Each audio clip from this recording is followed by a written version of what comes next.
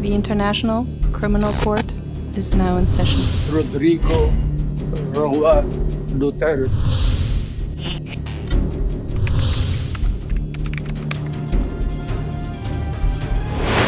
Mga kapuso, ika-6 na anibersaryo po ngayon ng opisyal na pagkalas ng Pilipinas sa International Criminal Court noong 2019 sa termino ni dating Pangulong Duterte.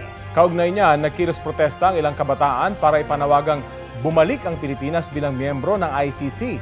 May ulat on the spot si Manny Vargas ng Super Radio DZBB. Manny? Yes, Rafi, hindi madaanan ng mga motorista itong eastbound lane ng Recto Avenue tapat ng University of the East Manila. Busi dito na nagpapatuloy ng kilos protesta ng humigit kumulang 50 kabataan at barikada ng mga polis.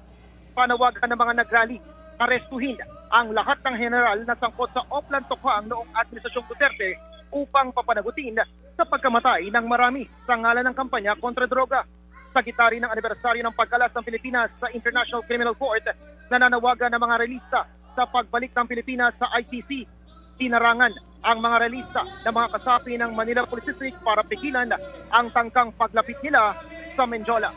Sa mga sandaling ito, nananatiling ang sarado itong eastbound lane ng Recto Avenue kung saan ay pinaliliko ang mga sasakyan na galing ng area ng Santa Cruz ito sa bahagi ng Loyola Street.